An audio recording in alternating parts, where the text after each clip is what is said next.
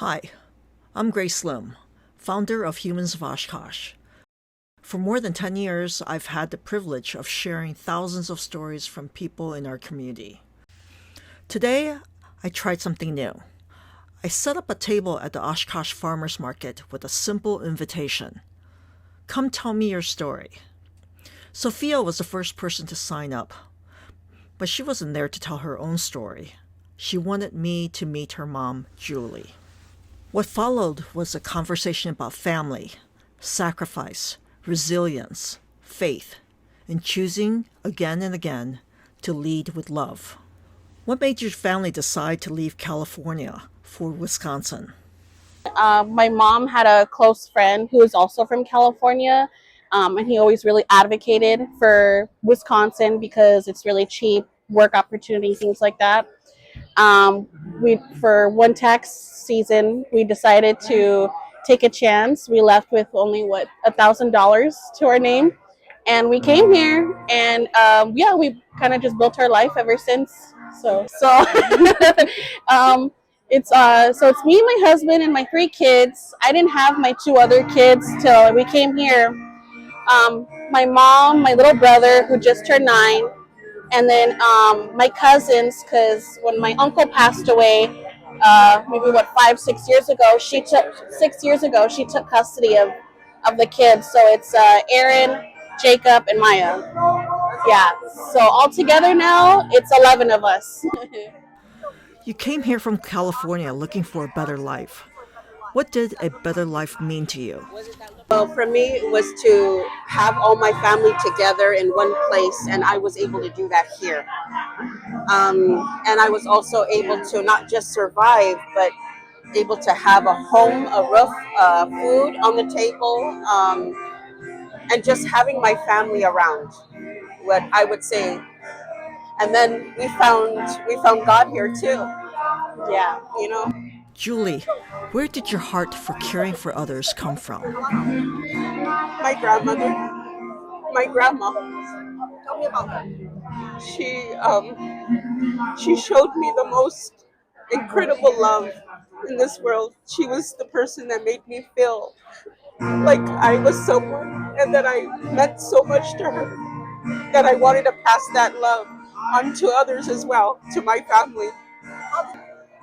She did it by being kind to others. She did it by praying for others. She did it by feeding others. She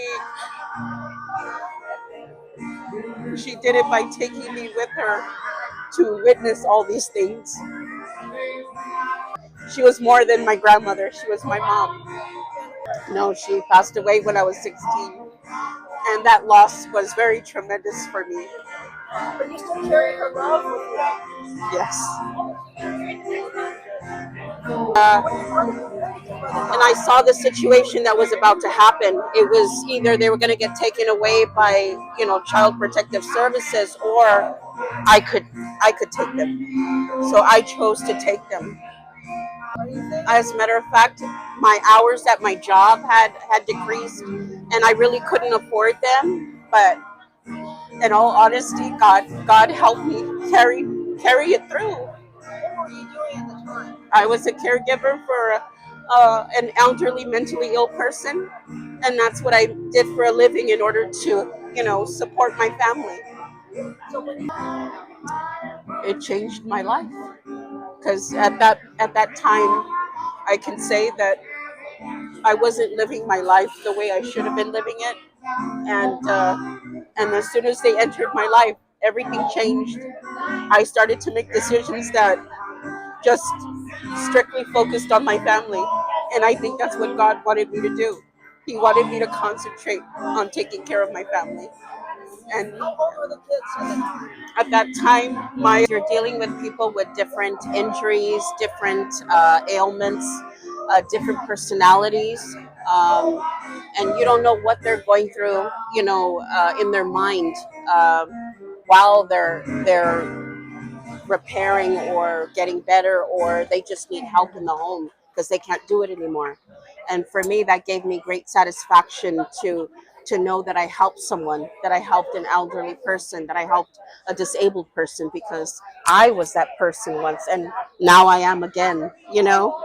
But because I know what it feels like to be the patient, it helps me give a better perspective as to, you know, how that person is feeling and what they're going through. So that makes me a better caregiver to know, like, to go through what they experienced. I have osteoarthritis on both my knees, but I need a knee replacement here, and I broke my hip in 5 places. So I'm here. I survived. I'm broken, but I'm here. I would say I'm most proud of my family, and I'm proud that we came this far and we're here, and now we have a relationship with God here. Um, and we just try to make sure that we keep that, to keep us strong, to keep us going, to keep us, you know, propelling in our life, because it's been an incredible ride. It really has, good and bad, but we needed both in order to get where we are now. Yeah. Sophia, what made you decide to nominate your mom for Humans of Oshkosh? And I just think it's really cool that, you take like ordinary people and you kind of emphasize the really bold things about them and what they've gone through. And it just kind of immediately reminded me of my mom because, when she had said she technically couldn't take care of the kids, like she really couldn't.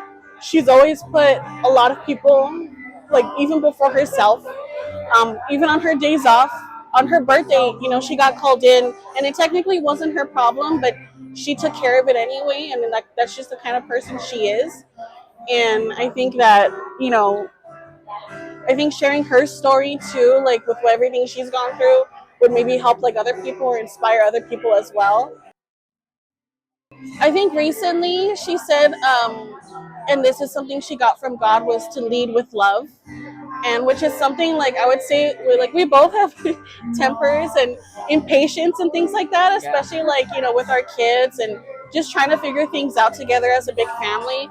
But I think one thing is that she got from God was like for us to just lead with love, and she always does anyway. Like, she's always putting us first. She's always asking what we need, even if she has little. Like, she barely buys herself anything. She's always taking care of us first and her grandchildren and things like that. And like, even though my cousins aren't her children, she calls them her sons and her daughter because she just treats them like they're her kids.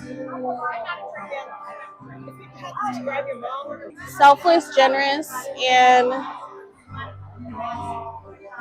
perseverance. Definitely perseverance. What is like hearing your daughter say all these amazing things about you? It makes me, it warms my heart.